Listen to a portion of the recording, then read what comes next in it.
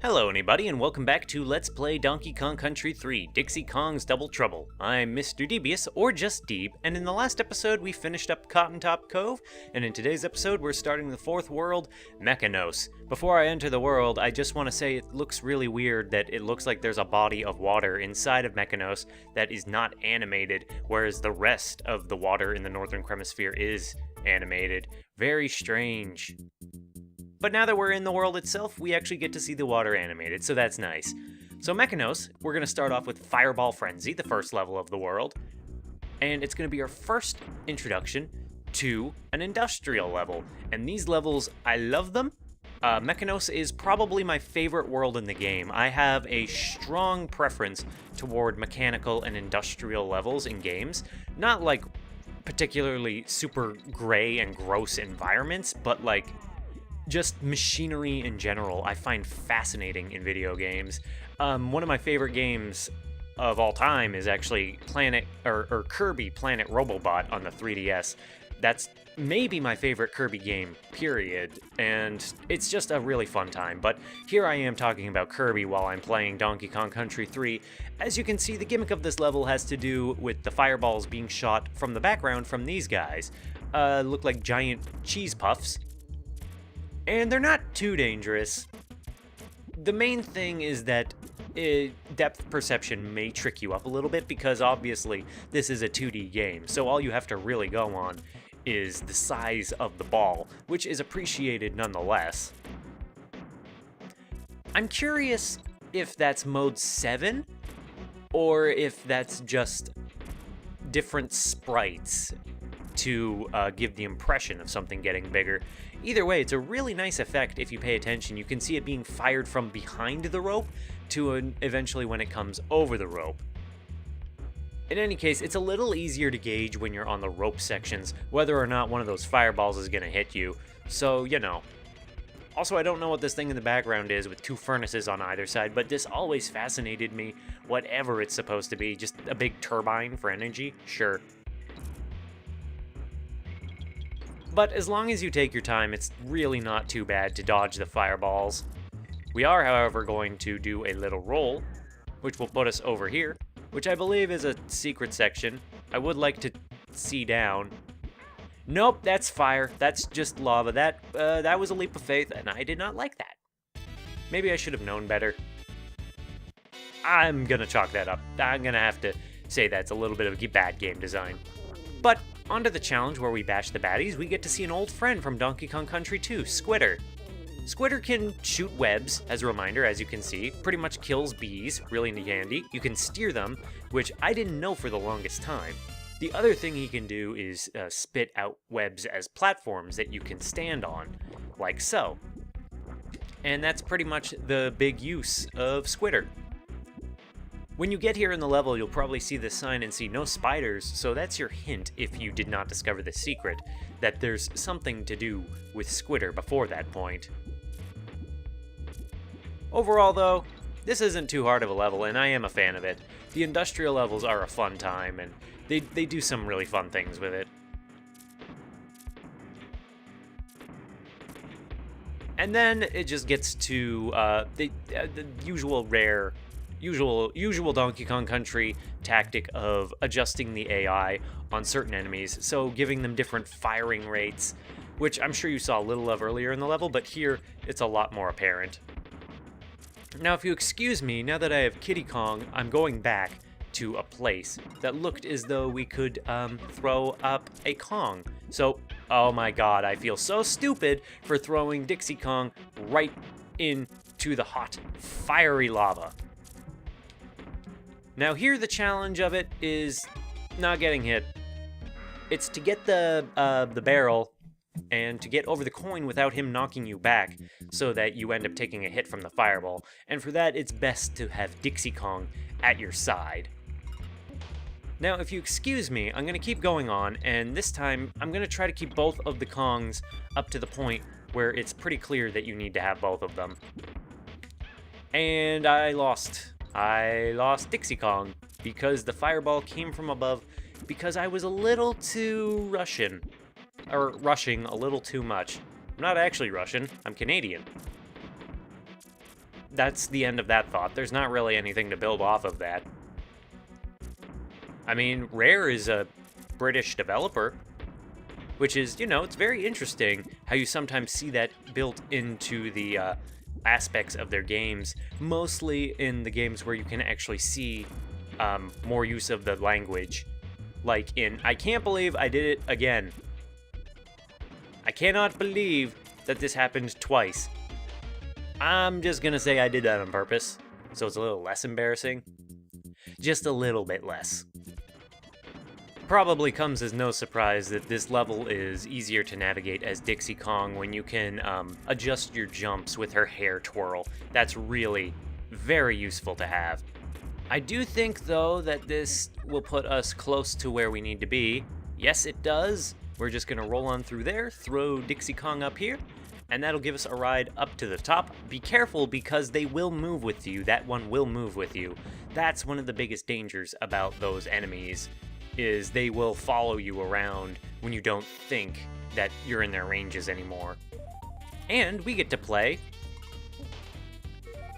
a green banana minigame with these fireballs dancing around us in the background. My main advice for this, you know, stick toward the center. You can jump over them pretty quickly, but you don't have to rush too much. I think you're safe from the fireballs after they crack on the ground. Like, once they hit the ground, you're safe from them. Once they bounce, you're fine. And I'm demonstrating that pretty handily. And thankfully, that level, though it is a bit challenging, or that bonus level is a bit challenging, it does give you some fairly generous time in which to, you know, adjust yourself and get those green bananas without too much stress. Now I'm going to demonstrate what I meant by Dixie Kong being a little easier to use for this situation, in which you're less likely to bash the barrel, the keg, directly into the coin's shield, but you do have to land your jump on top of him or you'll slide off, and that sucks. So for the rest of the level, we're going to see plays, different experimentation with the patterns of these enemies. And now we're going to go back the other way, which is pretty cool, that you did it on the ground and now you have to do it in the air. So that's just neat. It's a neat little thing. This is a good level. I'm a fan.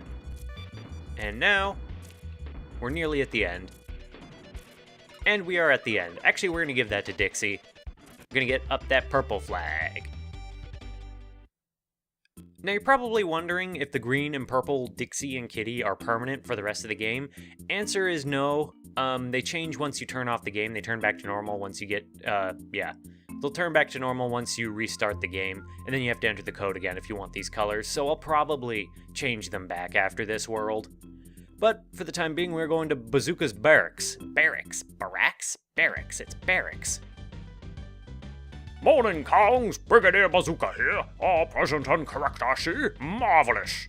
I fought in the Kremling War, don't you know? I've retired from service along with Big Bessie. Who's Big Bessie? She's only the biggest and greatest cannon of all time. What a beauty!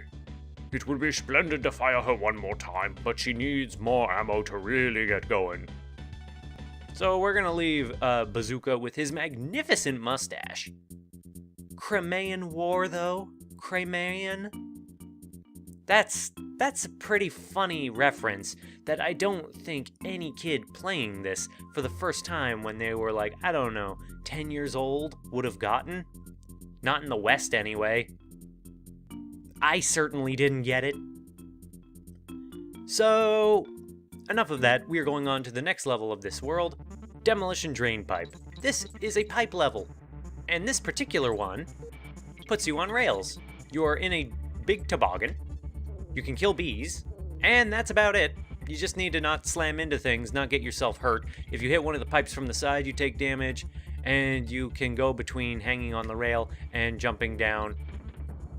And that's your first bonus barrel, in which you have to bash the baddies while on this thing.